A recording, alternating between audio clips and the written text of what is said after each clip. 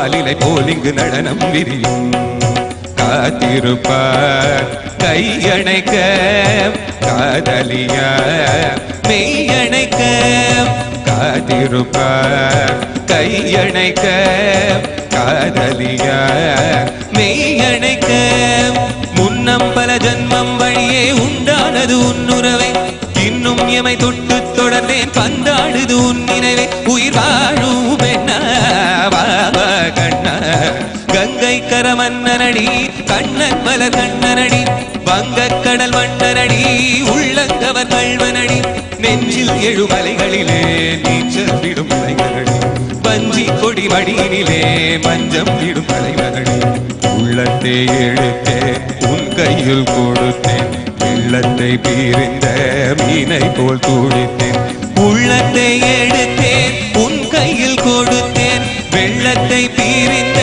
மீனை போல் துடித்தேன்.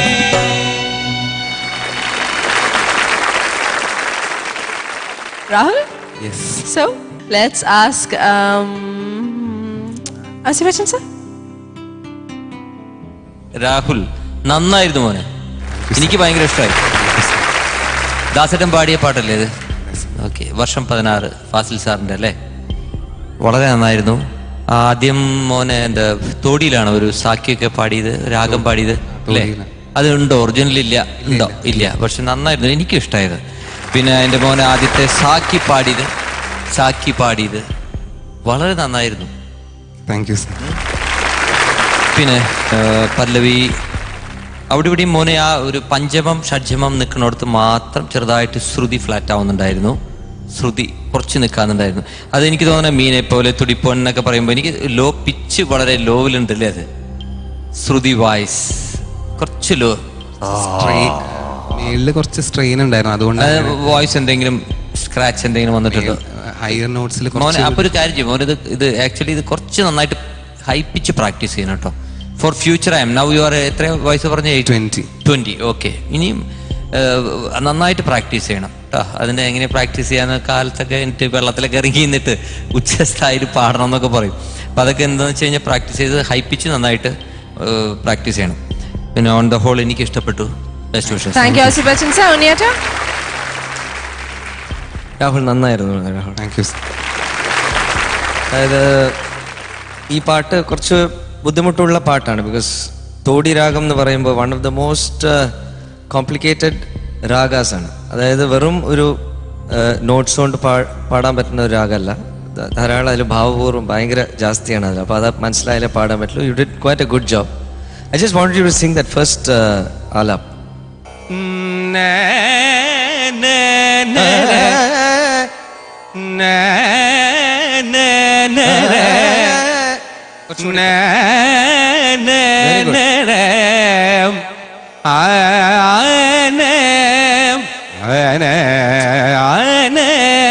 ഭലേ.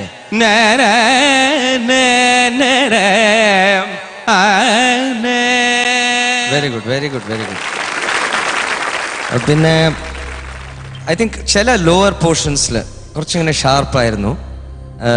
That's probably because of the range also, but you have such a beautiful bass, you know, that not ellarukku adu kittiല്ല Rahul.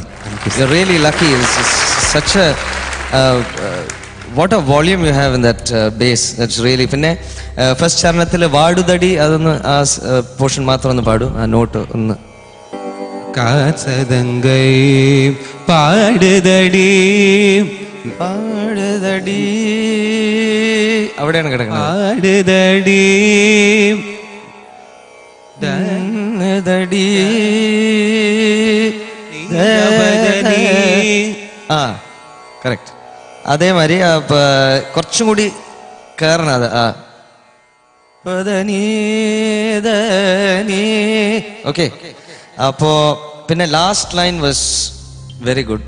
Your last പാടിയത് overall good performance, beautiful voice. Keep it up.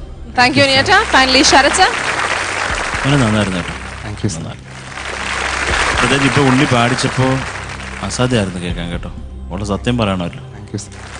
ഞാൻ തുടക്കത്തിൽ ആലാപിലെ കുറച്ച് ശ്രുതി എനിക്ക് പാടിയതല്ല, അത് കുറച്ച് ശ്രുതി പ്രശ്നം ഉണ്ടായിരുന്നു. പിന്നെ ഗംഗൈക്കര